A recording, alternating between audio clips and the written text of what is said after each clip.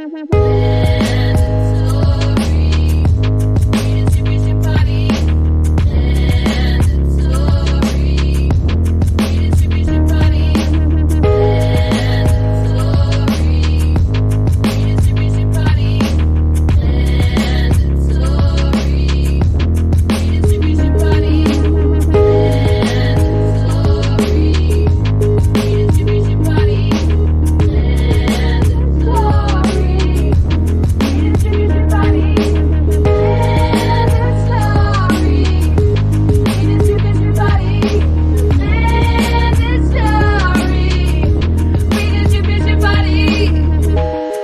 Hello friend, and welcome to Mandatory Redistribution Party.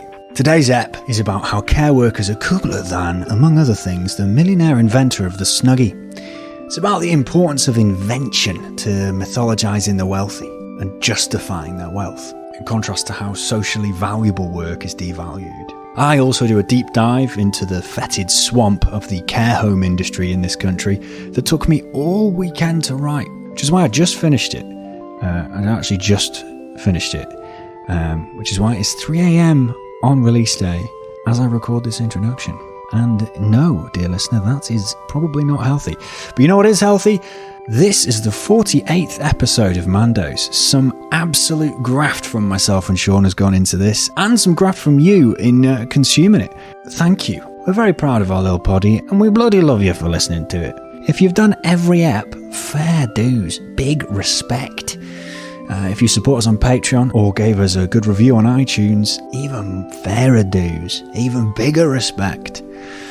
We thought, as we approach our 50th ep, it would be cool to live stream it on Twitch, which will happen at 8 p.m. next Friday, the 22nd of May. Follow us on Twitter and Facebook for the details of that. It's going to be a good time. Okay, on with the ep. Let's hope by the end the title makes sense. Have you ever invented anything? I've probably invented games. I think maybe we talk about games being invented. Yeah. Have I invented a device? Like an invention is normally like a gadget or a device. Yeah, a doodad. I've only really managed to sort of MacGyver things, which is not quite an invention. No. It's just the smallest kind of Rube Goldberg machine where something just is doing a task it wasn't really designed for, but I wouldn't call that an invention. Yeah. Propping a window open with a book isn't an invention, is it? Sticking a folded up beer mat that you took from the pub to replace a bit of the plastic that your window shutting clasp is supposed to use isn't an invention. It's just mild resourcefulness. In our house, this wasn't my doing, but my housemates, we had a pulley system to... Oh, the trash pulley system. I've seen this. Yeah. It allowed us to take our recycling down to the council's changed how our bins work now, but episode it used to one be just sort of callback. It was a box for a while, yeah, and then we could stick it in the pulley from the kitchen and then winch it down. We're above another business, so we're not just like one floor up; we're quite a tall floor up. Yeah, and then we could winch it down, and it would like just be full of all our plastics and cardboard, and then we could just put that. When we leave the house, if the bin is full, it should be down, and then it is the job of whoever is departing to transfer the goods. Yeah, that's smart. It was smart up until the storms hit, I think. And then I think that line can be used for so many things. Yeah, it was smart up until the storms took the bag up into the air and meant that from my bedroom window, the little bit of roof that extends beyond my window, there was just porridge oats and the packaging that previously contained the porridge oats for quite a while. And the pigeons were having a field day. Ah, Pidgeos. Yeah. It's like a dumbwaiter for trash. Sure, the dumbwaiter, the use of the word dumbwaiter is like, it's because you don't want to see your servants. So you still have servants because they're down in wherever the little lift thing that carries the food or tea or whatever goes to. You still obviously have servants, but you don't have to interact with them. So you don't have to think about having servants. I guess it makes it seem like it's just being done by a machine, like the replicators from Star Trek or something. Yeah, this thing's just come from nowhere and now I'll consume it. Yeah. So instead of having someone that is socialized into not talking because you'll scowl at them. I mean, everything that makes a good servant is about doing everything you can to not accidentally inspire empathy in your masters. Yeah, exactly. You must hide any shadow of emotion you have. Have you read Remains of the Day? No.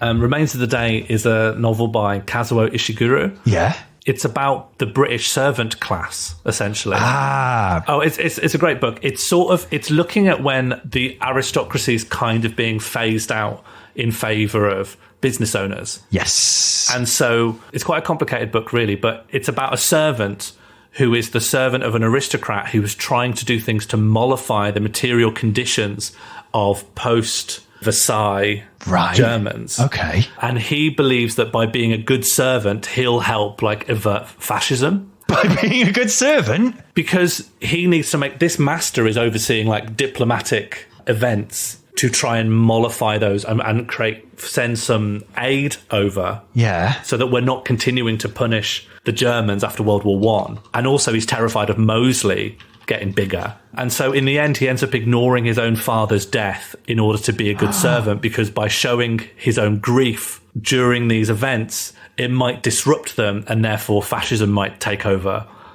It's an incredible... Remains of the Day is a real top tier. It won the Nobel Prize, I think. That sounds fantastic. Strong recommendation. I was going to reference Samuel Pepys' diaries, which have like him. There's numerous examples in them of him just being an absolute dick to servants.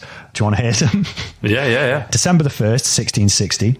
This morning, observing some things to be laid up not as they should be by the girl, I took a broom and basted her till she cried extremely, which made me vexed. But before I went out, I left her appeased. Left her appeased? So basically, he got angry that the servant hadn't put things in some specific way he wanted, smacked her with a broom, she cried, which annoyed him. Her crying annoyed him. Yeah. And then he appeased her. God knows what the details of that. Another classic, February 19th, 1665. At supper, hearing by accident of my maids letting in a roguing Scotchwoman to help them to wash and scour in our house, I fell out mightily and made my wife, to the disturbance of the house and neighbours, beat our girl, and then we shut her down in the cellar, and there she lay all night.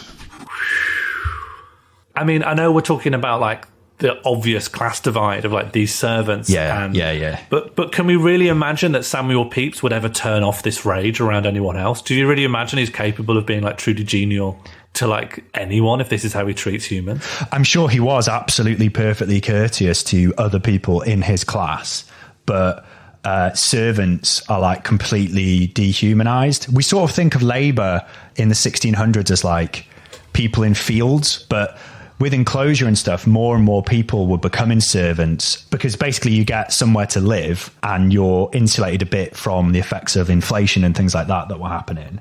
So loads of poor people become servants. The way that having servants is romanticized, and this idea of like, oh, you know, there were people that were nice to the servants or whatever. And But it's the same as the nice, like, plantation owners. It's like, Yeah. I don't deny that maybe. Yeah. Nothing's stopping someone being kind if they want to be. But given that the incentive structure is just, you know, you can behave however you like, you've got to assume that people mostly lived in completely intolerable conditions. But the thing I never understand about... So we talk about dehumanization. Yeah. And dehumanization covers, like, all manner of, like, laying the ground for atrocities and absolutely atrocious behavior towards your fellow human beings. But I never understand why we couch it in terms of, well, we treated them like they weren't a human, we treated them like they were an animal.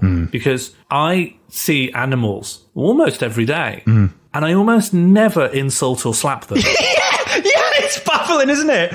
You know, a shortcut to make a villain in a film is to have them be mean to an animal, be mean to, like, a dog, and like, oh, treat them like an animal. But actually, if someone kicked a dog and you put that video online, that's probably going to get more outrage than, I don't know, the police shooting someone. Yeah. The kicking the dog trope's really, like, it's so widespread because it was like a lazy trope in Westerns. Yeah. 3 bad mother effers were coming in through the swing doors of the saloon, and one of them would, like, shoot the bartender, and one of them would, like, knock over a table where people are playing cards, and then the third one, what does he do?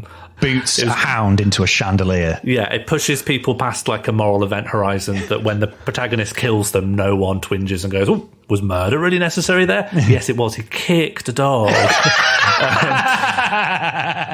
But one thing I found from, like, hovering in a lot of vegan and vegetarian forums, they are probably one of the most tooth and nail politicized, like, Facebook forum genres to be in. Yeah. Because There's a lot of vegans on the far right. Oh, yeah, big time. Like, you know, we go back to the Nazis if we want to go just the big obvious examples. Yeah. Eco-fascism's a thing. Massively into animal rights.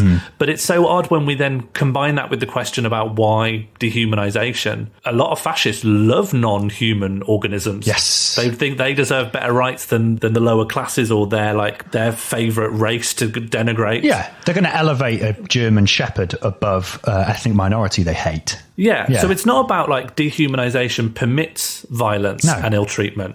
It's just hatred. It's not oh, my obligations are gone. It's like, I just hate this thing. Yeah. I'm going to hurt the things I don't like. And for me, the things I don't like are my fellow human beings. Yeah.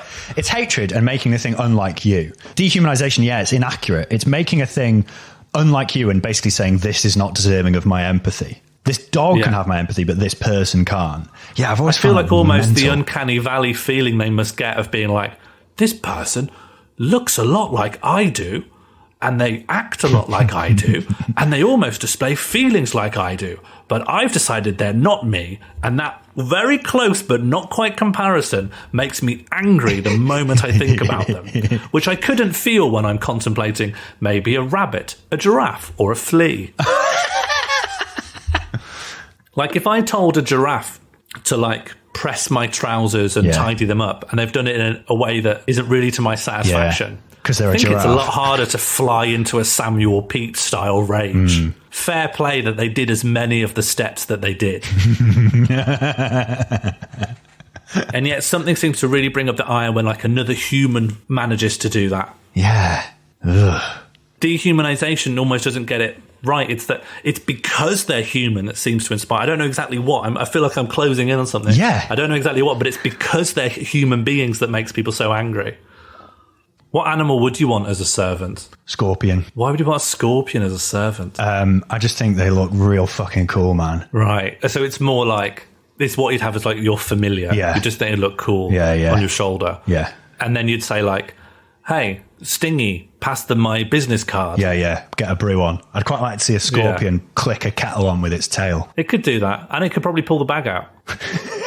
Careful not to activate its poison mode. Yeah, because it probably needs to use its tail to fish around, stir it a little bit, and then pull the bag out. Yeah. But make sure that the tail's like, the muscle memory doesn't just sting the bag.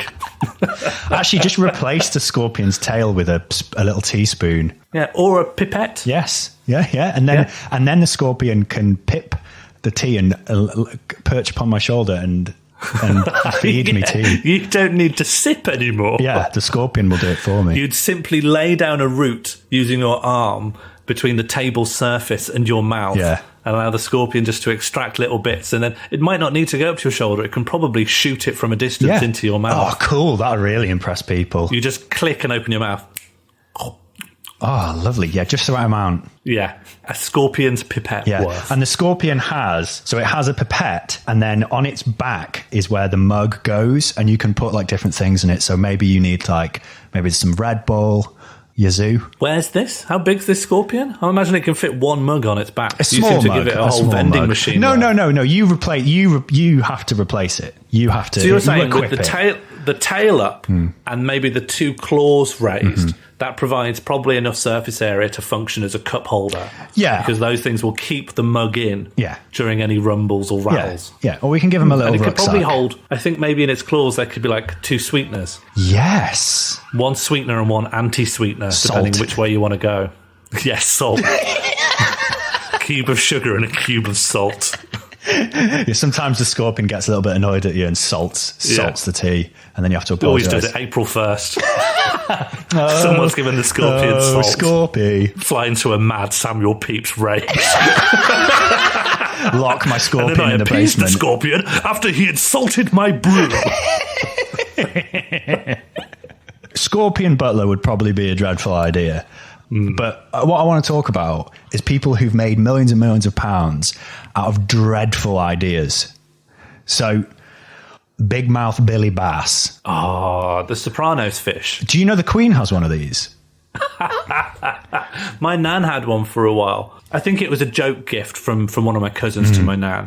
She's a bit too old to be the target demographic. Yeah. Well, your nan's got one. The Queen's got one in Balmoral Castle that she displays proudly on a grand piano. Do you think it's still going? Oh, yeah. I bet she has a right laugh with it. They tried to make a whole line of them. They tried to make a deer, which reminds me of Evil Dead 2, when the deer starts laughing at Ash. A bear, but they didn't sell as well. Have you heard what the big mouth Billy Bass sounds like when the battery's running down? Absolutely horrifying. It's amazing. But I'm also like, I like this.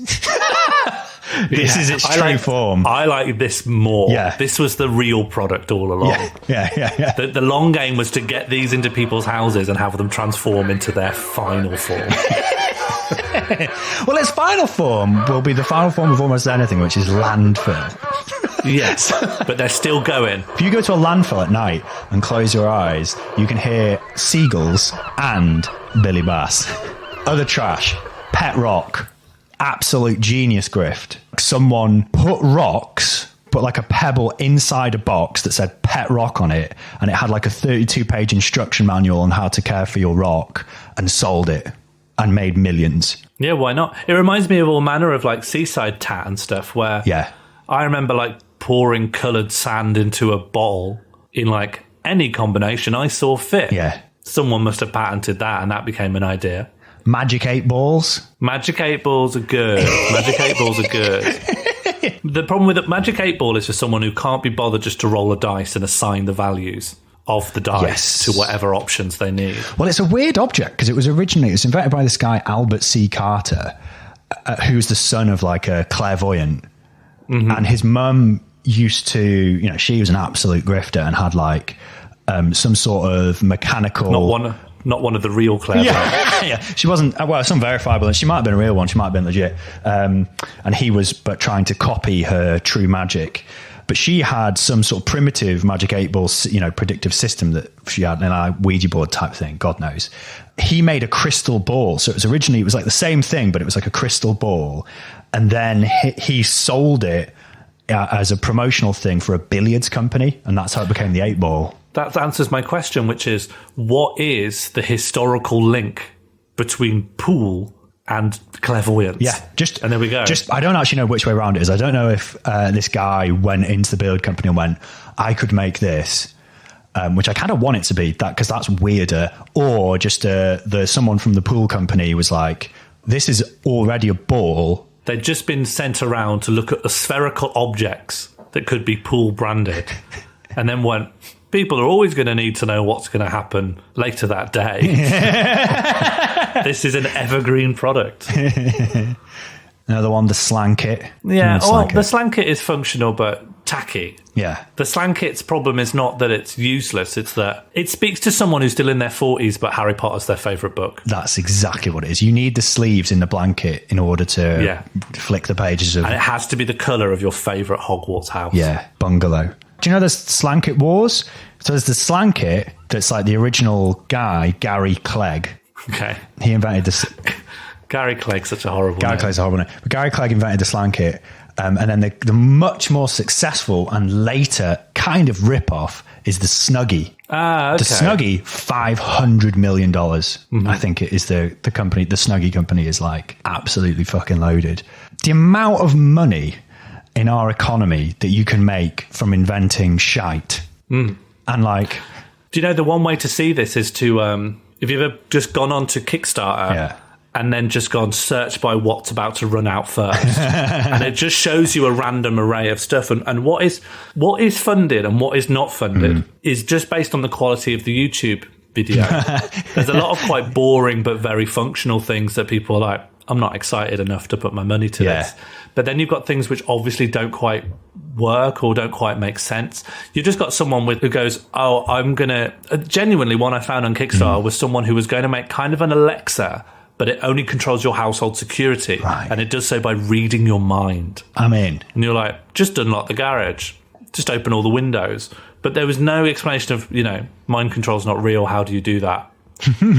Don't care. People were just like, that sounds great. I want it. Or have you heard about the air umbrella? No. So it's an umbrella that doesn't use material. You're basically holding a pole, and at the top, it's shooting out air in all directions, hard enough and fast enough that water won't get past because it's just being pushed to the sides.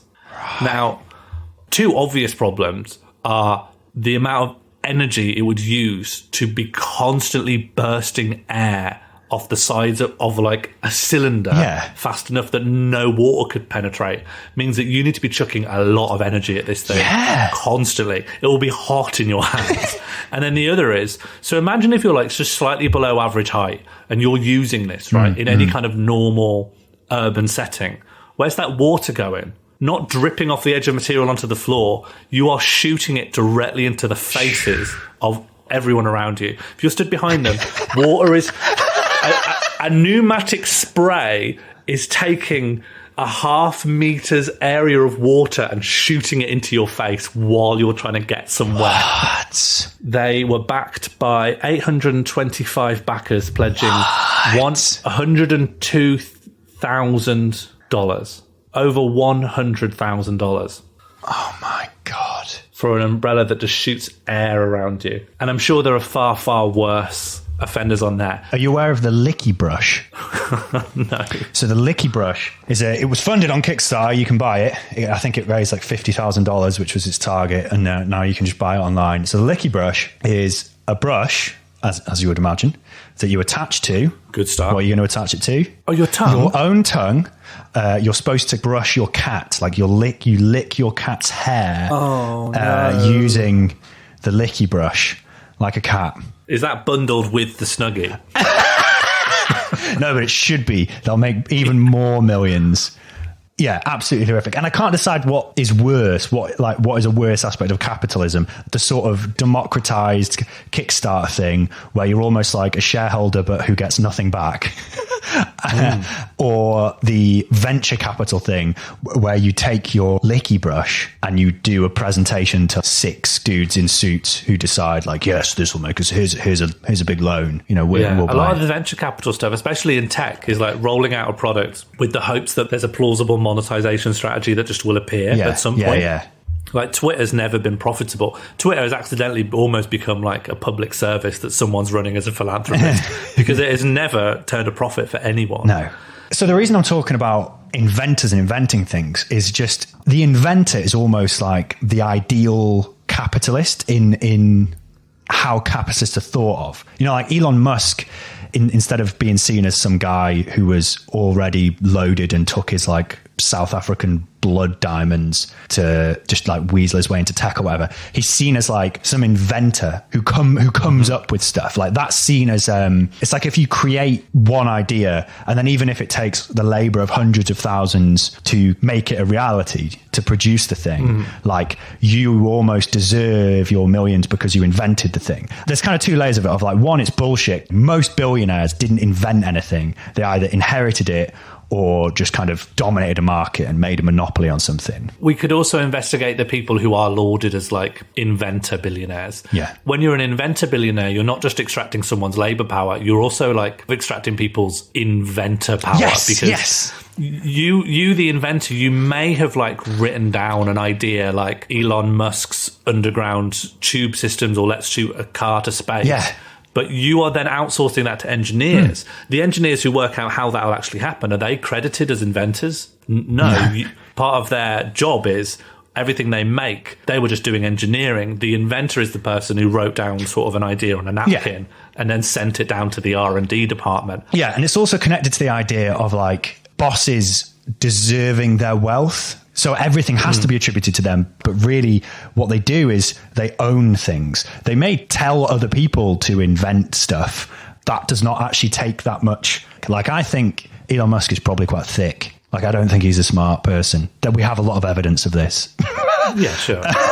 Yeah, without any engineering knowledge, if me or you were a billionaire, we could go, oh, I want a tube that is suction, and I could put a Game Boy in it, and then the Game Boy goes a mile underground. Yeah. Can that be done? Probably. I don't know how to do it. But if I had £1 billion, I could just hire someone to be like, they've made that into a reality. And I could be like, I've invented the take the Game Boy a mile underground tube. I'm an inventor. But what have I done? I've just moved money around and wrote the name of a gadget. Yeah, and then made all the money from owning the company. And like, you know, just all you did was tell someone, I want a scorpion that pipettes tea into my mouth. You didn't build it. Yeah, you just say, make this happen. Yeah, and then they make it happen. Yeah. So there's that level of like, it's bullshit. These people don't actually invent things. That's a trick to think of these super rich, successful people as inventors, because it attributes some unique skill or talent to them that's actually bullshit. But then when you look at people who you can say, okay, they did invent something, you know, like someone invented the magic 8-ball, someone invented the singing bass, someone invented a brush with which you can lick your cat. Yeah, they did. But are these good? Like, are these good things? These things we want? The fact that you can make millions and millions having invented something like that, and that is valued and rewarded labor, when so much labor that, for example, care work is completely undervalued. Yeah, they'll never be given the same amount of cultural capital that we give to Alan Sugar. No. I think we struggle with our mindset regarding people whose labour doesn't create physical commodities. We struggle to be like, oh, you've done something, but I can't touch it or hold it in my hands. You've kept someone alive for an additional week, but I can't put that on eBay, can I? So I don't know if you've made I don't anything. even think it's physical commodities, because so much of the economy, like people who do make millions are like finance. They don't fucking make anything. But I'm not talking about... They move numbers around. But yeah, but your average person on the street hates bankers. Yes, that's true. So I'm not talking about what the economy rewards. I just mean for your average person, they will applaud invention because, look, they made this. Can you imagine? I couldn't make this. But they might be able to believe that they could keep someone alive for a week because they don't know that it requires like most of a decade of nursing that's training. True. I think we can split it up. We can say like what is rewarded financially, because I was getting at inventors because it's like the overlap of those two things of like they're kind of elevated as like these are the you know, they'll mask the bullshit of the finance guys by pretending that capitalism rewards these inventors. Yeah, and they're basically bankers who have managed to capture the public imagination because they have a trinket. Yeah. If banking at the end sort of made this weird orb, people would probably feel a lot more kindly to them because it's like, well, they actually have the money orb, so they probably deserve to be it. They probably got it from some sort of Aztec tomb. Like you can see an iPad or an iPhone or whatever. So Steve Jobs is easier to elevate because his thing that he's associated with is physical rather than all the finance behind him. You imagine someone from the banking sector coming out in like a turtleneck and being like, look what I've made. And then it's a very complicated series of graphs with lines going up and down. Be like, wow, you made that. The stock market 7.8 HD. I think you're on something with stuff you can see, because Jeff Bezos is seen as like, he's the Amazon guy, but what's Amazon known for? Well, they're known for like online retail, right? But the vast majority of their money is from cloud computing. Like most of Netflix, and you know, even though Netflix is a competitor to Amazon Prime, like most of Netflix stuff is held on Amazon's cloud computers. Right. Amazon is trying to expand its image beyond boxes. Yeah. Like in America, this hasn't hit here. I don't know why. Probably because we don't have stoops. We don't have porches. Yeah. But Amazon colluded with the police to push up how much of a problem porch thefts were so that Amazon could sell those little doorbell cameras. Right. That was like a service that they made that was like adjacent to delivery. Then they've made their online services. You know, they're about to release their first video game. What? Amazon are going to be a new video game maker. When you said Amazon are making a video game, I for some reason imagined it was a video game about working for Amazon. Yeah, Death Stranding. In one of their very good. It's already been done, Amazon. Sorry. Yeah. All the big video game companies are fucked anyway. Oh, absolutely. But like, it shows how much the video game companies are fucked that Amazon is like, this is an environment where we can work and make the level of profits we used to. Yes, it is a sign absolutely. of how bad certain industries are that Amazon's like, we feel at home here. Amazon's a bit different because obviously they don't make a product, but they have a sort of physical form because their box containing the things you want. Yeah, and there's the website, and you're like, the website is a thing, but like the work of a delivery person, which is actually very important. Let's say Amazon gets monopoly, it'll almost be like a private form of infrastructure where the logistics and movement of loads of basic goods is now controlled by this one guy who's got the yacht a size of Luxembourg.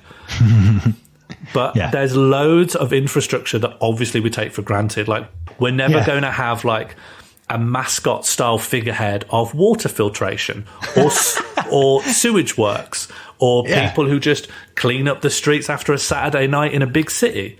We're never going to have acknowledgement for them, and there's going to be no like cheerleader for them. There's never going to be like the new conference where someone goes, here's how we're getting the shit out of your water and back into your taps.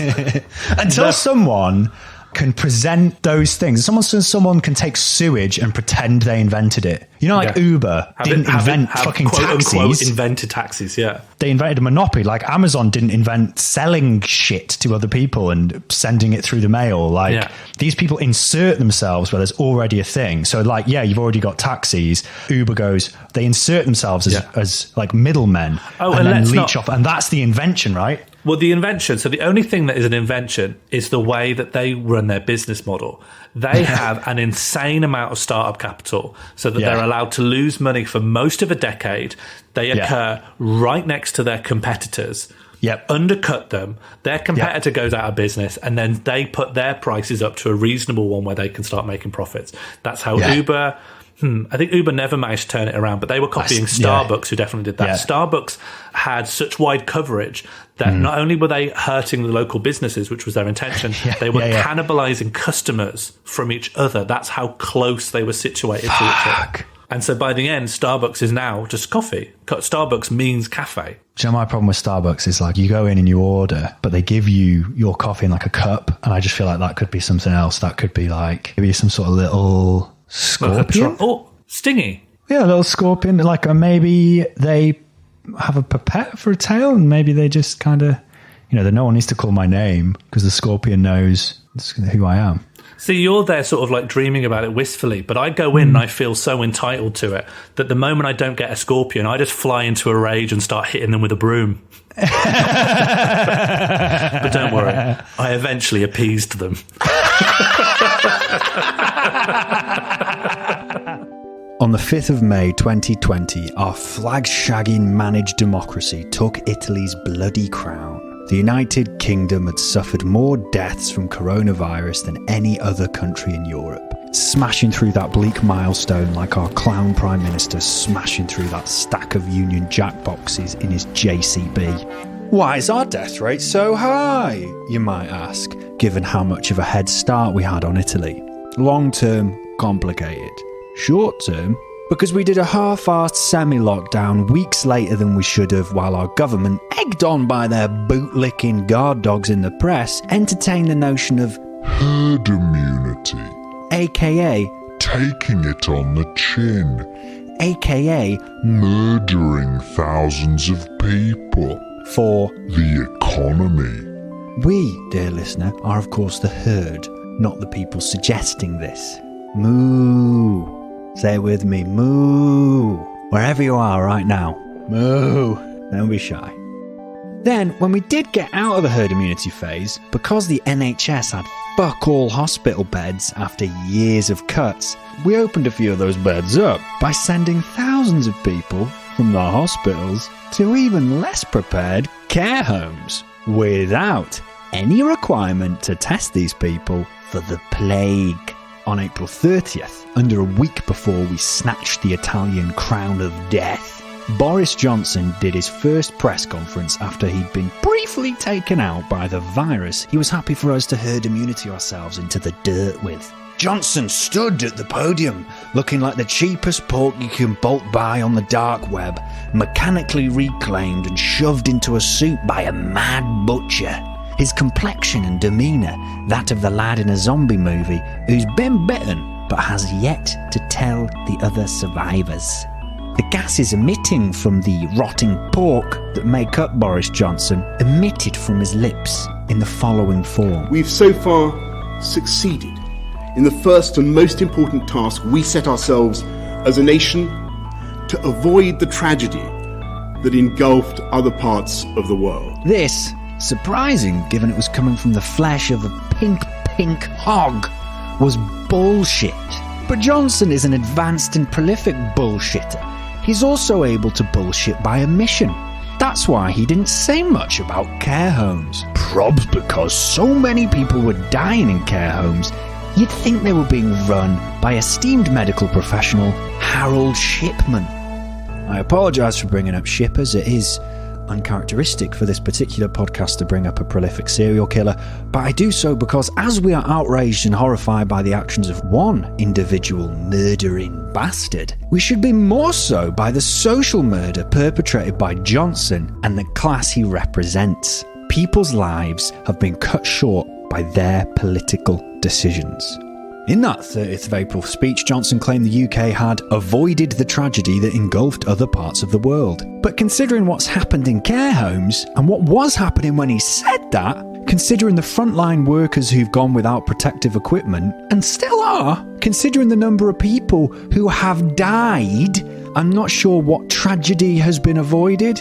Maybe he means the thousands more deaths that would have resulted from his own initial herd immunity policy. Now, I don't have precise data for care home deaths, but as far as I can find out, it was at least 4,000 when Johnson announced this success, this avoided tragedy. The death rate in care homes at the point of that speech was like 200% higher than it was at the start of March. Alleged boner haver and Secretary of State for Health and Social Care Matt Hancock claimed that care homes had been a top priority right from the start.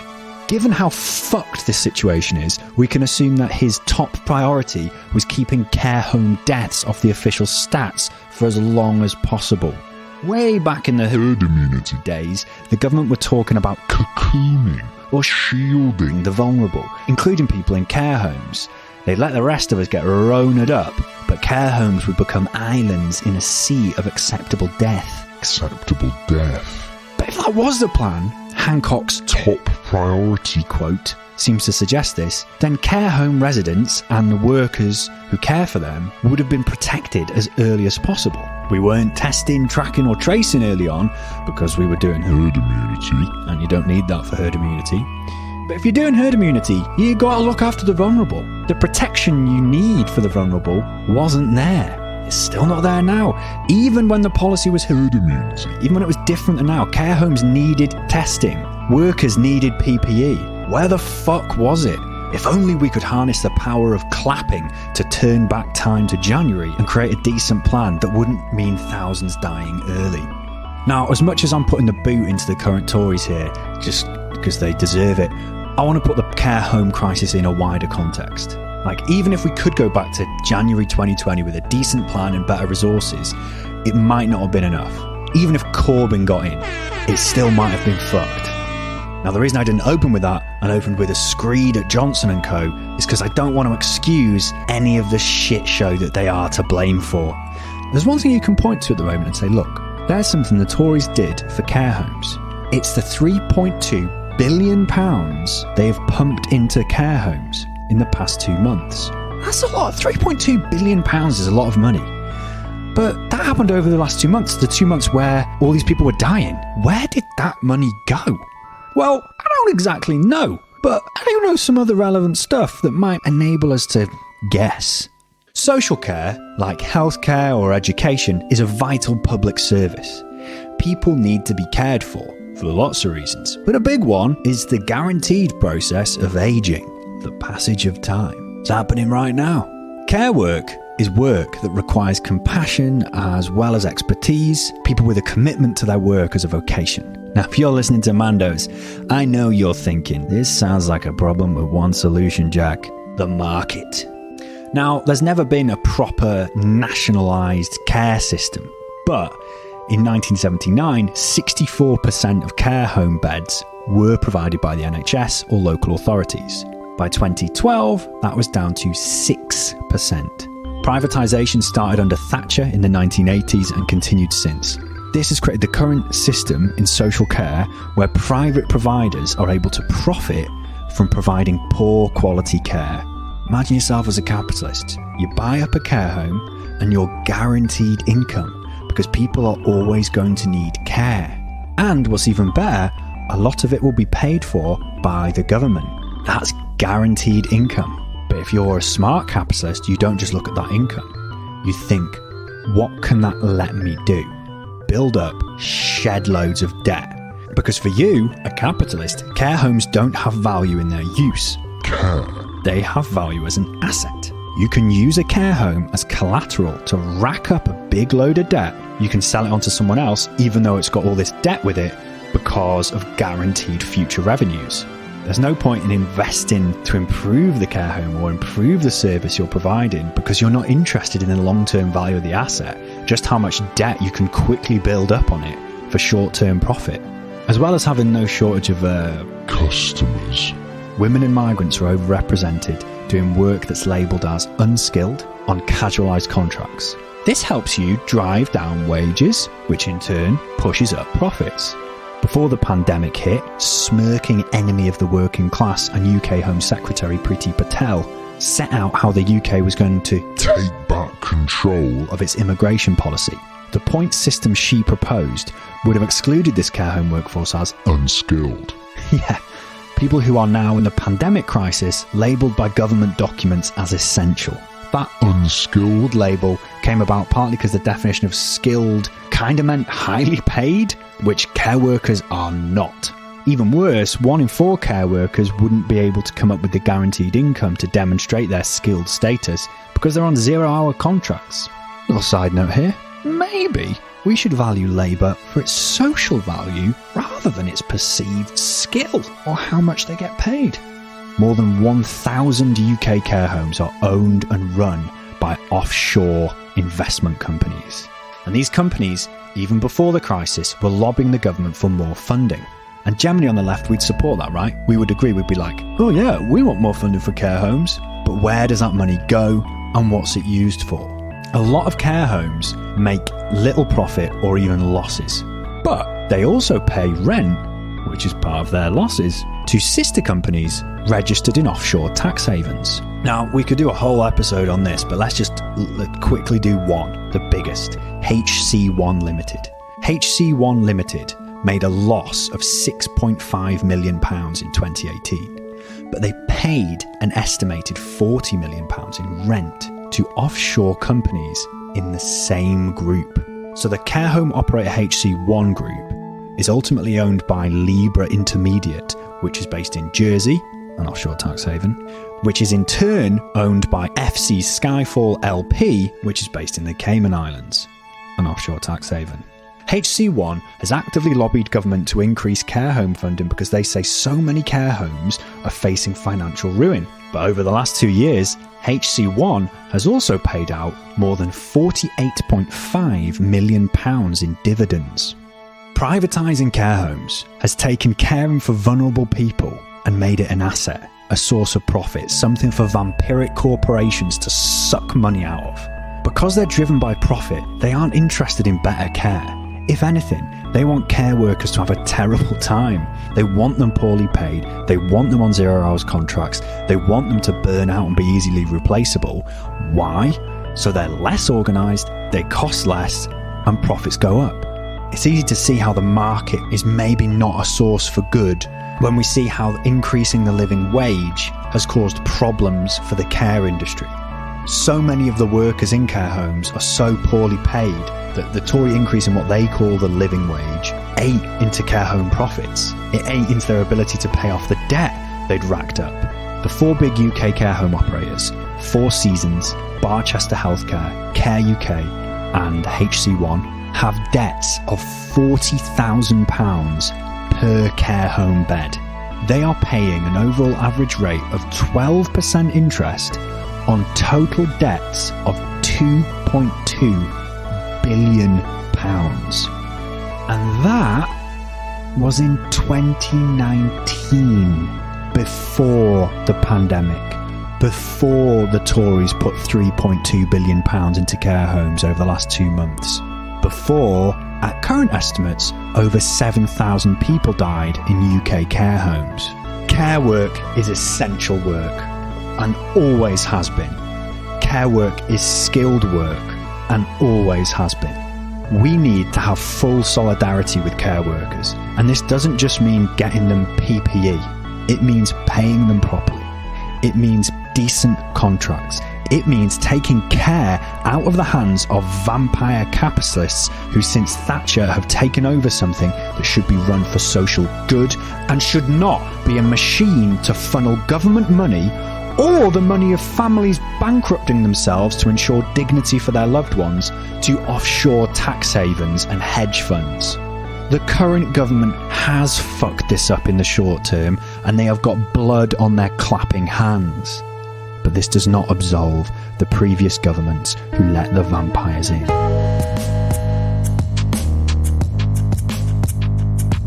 Mandatory Redistribution Party was created and produced by Sean Morley and Jack Evans. Our title theme was created by Ella Jean. Additional music from Italian Baroque composer Antonio Vivaldi, absolutely fucked into the dirt by me and some synthesizers.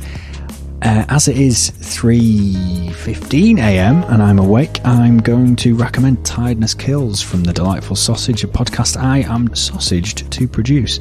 Hopefully see you on that Mando's live stream, Friday 22nd of May. Stay safe.